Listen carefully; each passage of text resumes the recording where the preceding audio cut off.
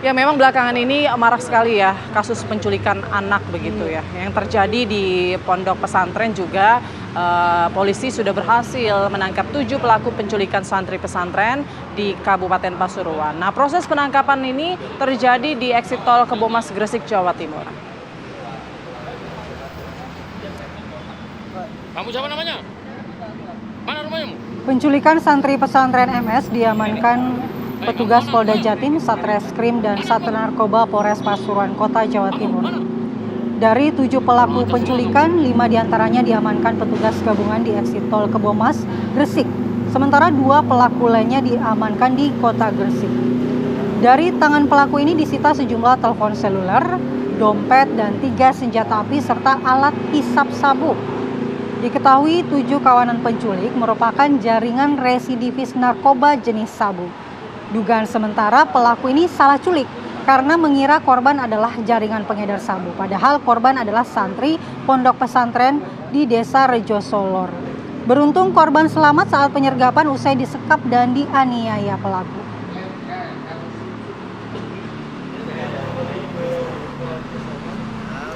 Ya, akhirnya berhasil ditemukan selamat ya.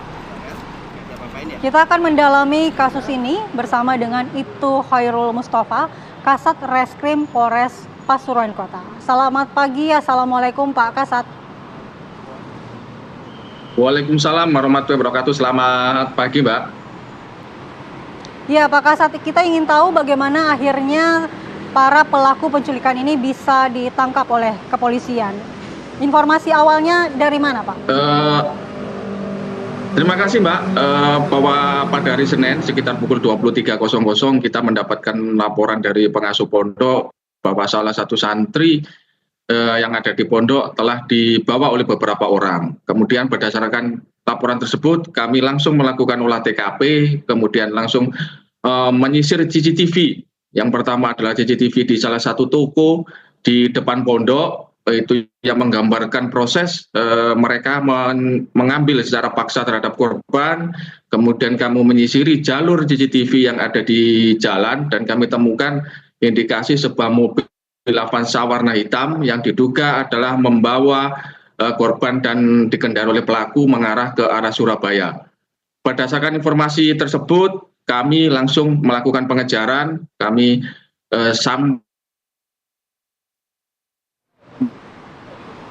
sampai di para pelaku itu sempat berganti mobil karena awalnya adalah Avanza hitam, kemudian yang bersangkutan berganti dengan sedan warna merah, sehingga kami kehilangan jejak di daerah Gresik. Mereka para pelaku ternyata kembali lagi ke Surabaya di daerah Tandes.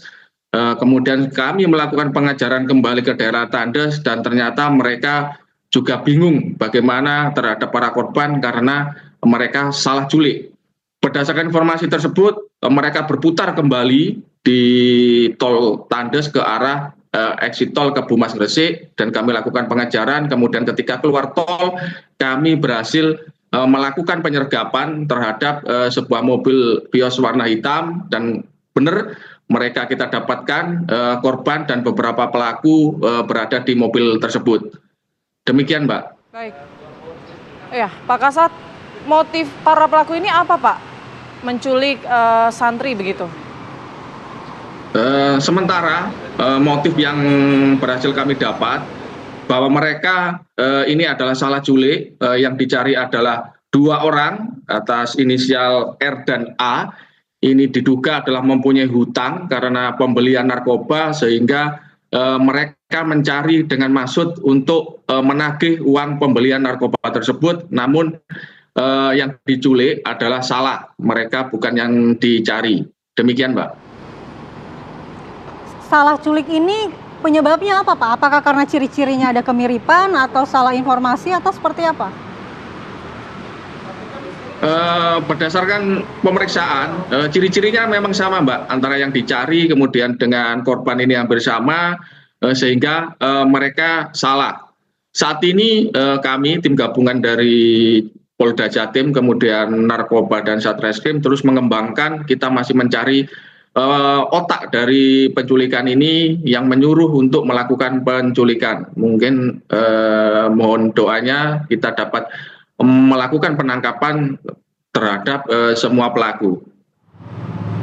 Oke, artinya bisa jadi lebih dari 7 orang ya Pak jumlah pelaku ini, karena masih ada otak pelaku yang masih dikejar dalam polisian. Tapi untuk korban sendiri, apakah cuma satu atau mereka sudah beraksi sebelumnya menculik beberapa korban lain ya?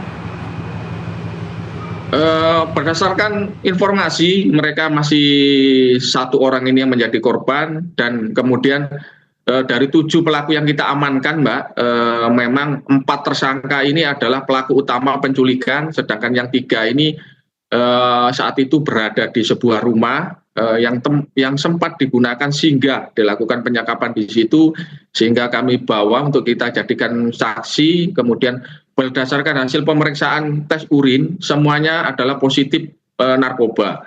Sehingga untuk yang 4 kita proses terkait dengan perkara penculikan, kemudian yang 3 diproses terkait dengan narkobanya, Mbak. Demikian. Iya, Pak Kasat, pada saat ditemukan kondisi korban seperti apa? Apakah juga sempat mendapatkan tindak kekerasan dari para pelaku, Pak? Pada saat ditemukan mereka tidak mendapat kekerasan, namun pada saat dibawa dari Pasuruan menuju ke Gresik, di dalam mobil korban sempat mendapat kekerasan, kemudian dipukul dengan senjata airsoft gun yang berhasil kita sita itu sebanyak 3 buah. Kemudian di dalam mobil juga matanya ditutup dengan kaos yang digunakan oleh korban itu sendiri. Demikian, Mbak. Baik. Pak, kalau melihat para pelaku ini kan residivis narkoba, apakah ada indikasi bahwa masih ada sindikat gembong narkoba begitu di balik pergerakan atau aksi penculikan ini yang mungkin lagi ditelusuri juga oleh pihak kepolisian? Kami duga seperti itu, Mbak. Namun kita masih melakukan penyelidikan, akan kita buktikan mereka ini sindikat pengedar narkoba atau tidak. Kami mohon waktu untuk melakukan upaya penyelidikan lebih lanjut. Ya, Pak Kasat, berarti konstruksi hukumnya ini tidak hanya penculikan tapi juga jaringan narkoba, begitu ya, Pak? Saat ini yang kami kira seperti itu, Mbak, tapi kami akan memperdalam lebih lanjut karena mereka saat ini kita proses dengan pasal penculikan di pasal Undang-Undang Perlindungan Anak dengan ancaman hukum minimal 3 tahun dan maksimal 15 tahun penjara, Mbak. Oke, baik. Terima kasih banyak informasinya. Pak Kasat Reskrim Polres Pasuruan Kota, Ibtu Khairul Mustafa. Selamat pagi, selamat beraktivitas kembali Pak Kasat. Iya.